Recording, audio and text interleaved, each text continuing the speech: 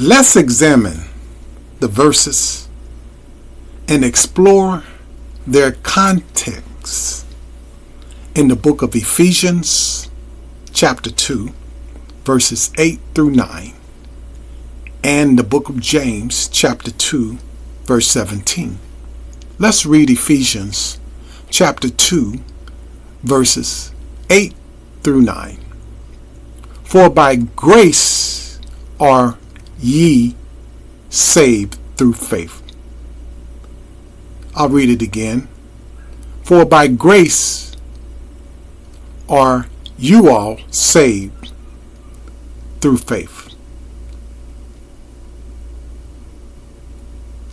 And that not of ourselves.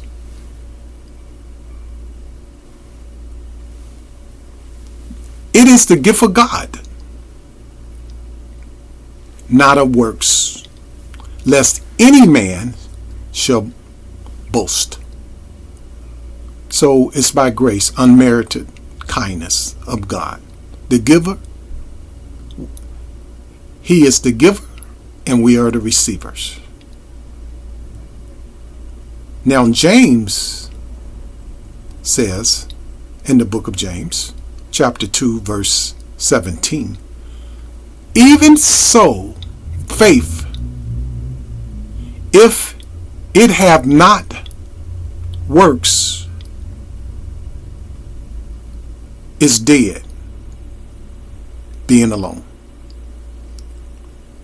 Sola fide in Latin. Now, if we glance at that the wrong way, or look at it, we will distort the meaning of these two books and their verses.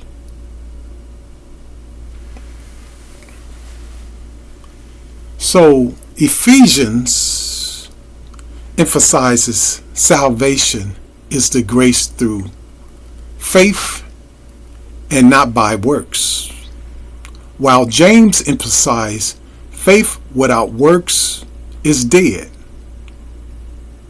However, understanding the context and the purpose of the respective passages can help reconcile the apparent discrepancies and differences among theologians, among non-Christians, among false prophets, because we have many of those.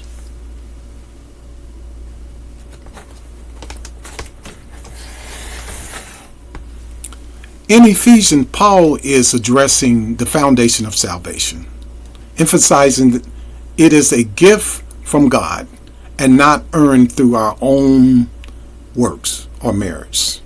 It is highlighting the importance of faith as the means of receiving this gift of salvation, with the understanding that the genuine faith naturally leads to a transforming life and good works.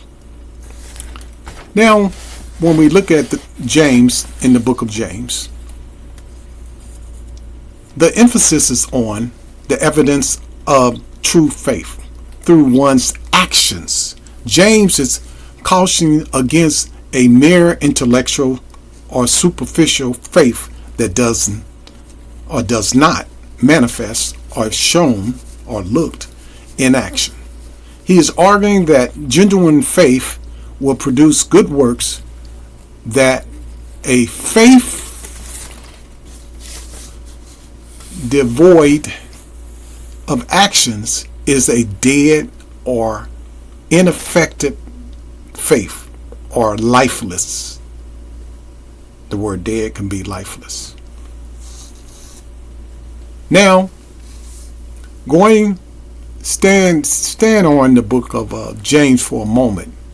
I knew that they weren't contradicting each other right offhand, because when you read through the Bible from Genesis and study through the Bible from Genesis to Revelation, you you might have a better understanding than those just read and take things out of context and trying to find something wrong with the Bible, the Holy Bible.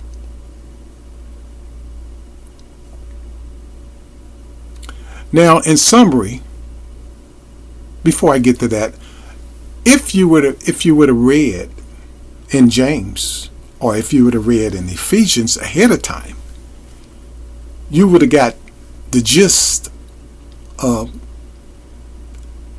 the message.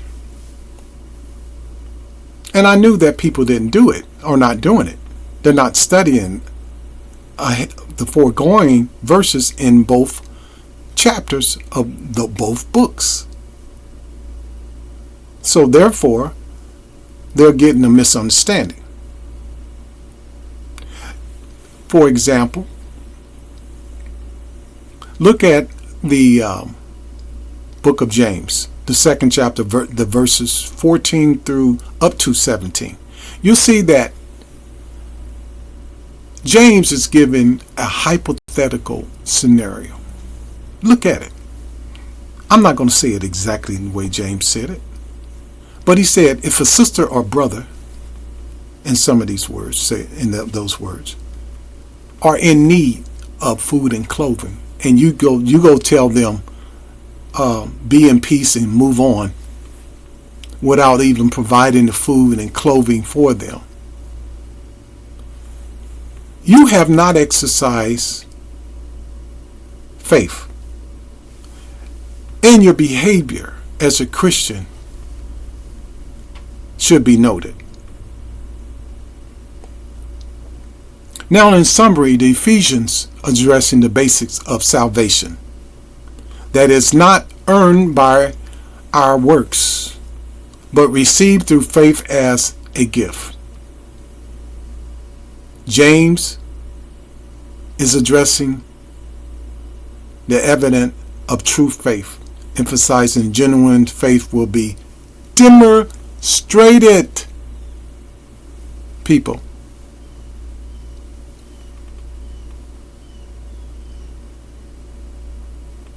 no contradiction of those two books within those verses. See, I have to mention ancient philosopher, Greek philosopher, Socrates.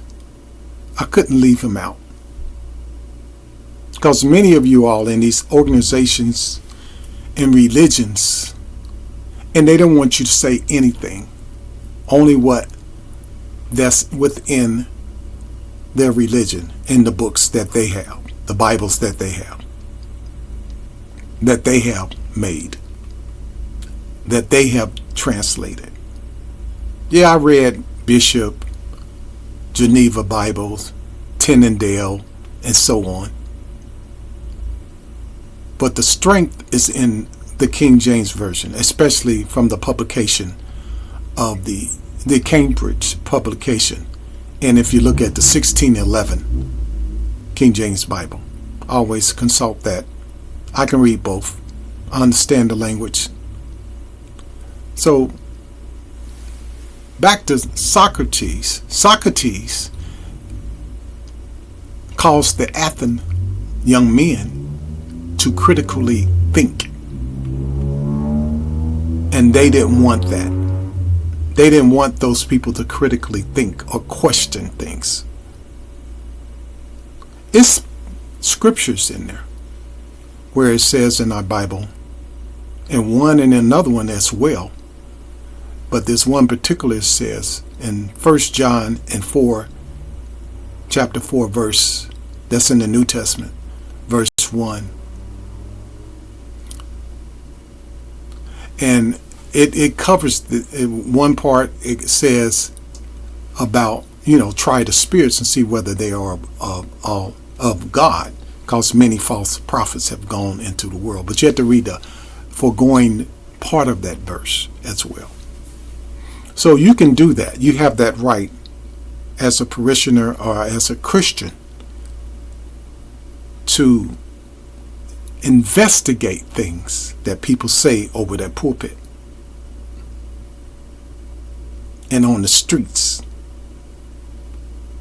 or in your organizational church. There will be division when you find the truth. So don't expect that it will not be any friction. I hope that you all now understand what Paul was addressing in Ephesians, the 2nd chapter, verses 8 through 9, and James was addressing in the 2nd chapter, verse 17. And to say that there were no contradictions between those two. Love you, and I hope that you share this with people all over the world, including your family members.